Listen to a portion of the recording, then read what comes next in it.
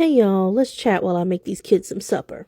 We were at the part when Kyle was trying to wait me out and just drop me off at work. He started getting up, getting dressed to take me to work. I said, no, you're taking me to go get my baby. And he was like, well, you got to be at work. We're not going to have time to go across town. I said, no, I'm off today. Take me to get my baby. And then he starts making other excuses. He's like, I've got to do this other thing. I said, Kyle, I'm about to pick up the phone and call the police if you do not take me to get my baby. He was just acting shady as hell. But when I had mentioned calling the cops, he was like, fine, Tina. And he was just screaming at me. And I'm like, what is the big fucking deal? Why are you literally angry that I want to go get my child? So we get in the car and he doesn't say anything. And we're driving. And we're not going to the motel that they were staying at, and their motel room looked really lived in. I said, where are we going? He said, we're going to go to John's uncle's house or something like that. And I was like, what? Why? And he said, they moved over there. What do you mean they moved? Literally, they were staying in a motel for the longest. Very well lived in room. And all of a sudden, the day that they keep my baby, they just up and move to his uncle's house. What? So my alarm bells are going off. My inner alarms are going crazy. I'm like, what is happening here? We finally get over there. We pull up in the driveway of this house, this brick house, which is in a nicer neighborhood. And he has me wait in the car. He goes inside and I'm waiting in the car for the longest. I'm waiting and I'm waiting. Finally, I get tired of waiting. I go up to the porch and I knock on the door, and finally they come to the door, and all three of them come out with my baby, and I'm immediately snatch my baby and I'm holding her, and I was like, oh, hey, Moon Pie. Oh my gosh, I miss you so much. I just felt good because it looked like she was so happy to see me.